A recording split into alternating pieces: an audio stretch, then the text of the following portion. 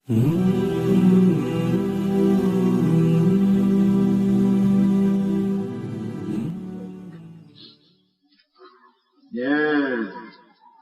Fir'aun la yus'alu ghairu balighin.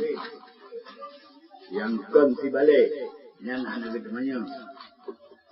Wala syahid, wala nabi, wala majnun. Yasbuku lahu taklif. Yang terdahulu begini taklif. Wa ghairuha yang kan yus'al ditanyakan di atas muhkamat.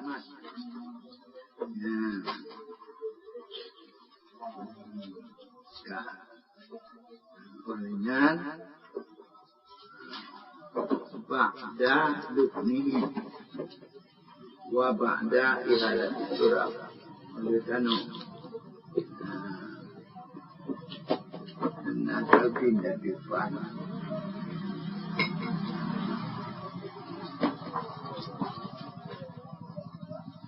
Ya, wa kata talqin wa huwa itu talqin mandub ada siman yang nalikanya dalam tubuh. Wa in kana bid'ah walaupun nalah talqinnya bid'ah itu sunat. Wa i'adatuhu salatan mandubah ulang talqin juga sunat pula.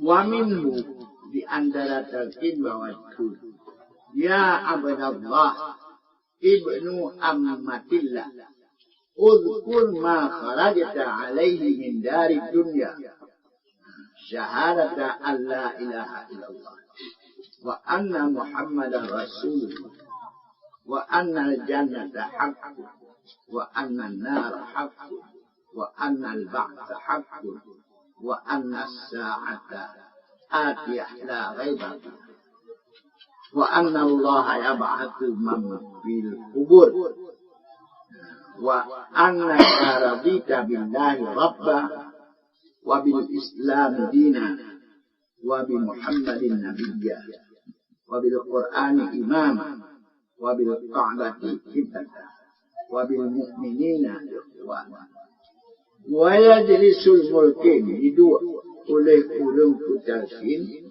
bak sisi oleh kubu. Wayang bari kaumu patutlah keadaannya ulung talqin daripada ahli hijrah, yakni ulung ta'at, dan daripada karamatnya lebih aula, dan nisbahnya kepada ummihi dengan kakaknya ibnu ammatillah. Hana genisbah bagi ayah yang sitran alih karena getok di atasnya main.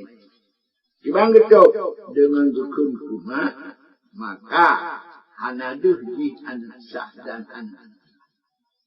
Nah, kama qalahu syekhuna. Dan sabit di dalam syarah syekhuna Ramli.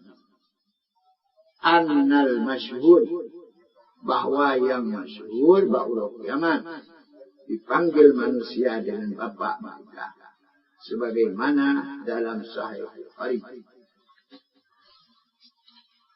Wa qayyadahu bi ghairi waladina, dan diperkait akannya hadisnya dengan kan anak dina. Nah, anak dina kan ayah dipanggil kiyah. Ya. Bismillahirrahmanirrahim.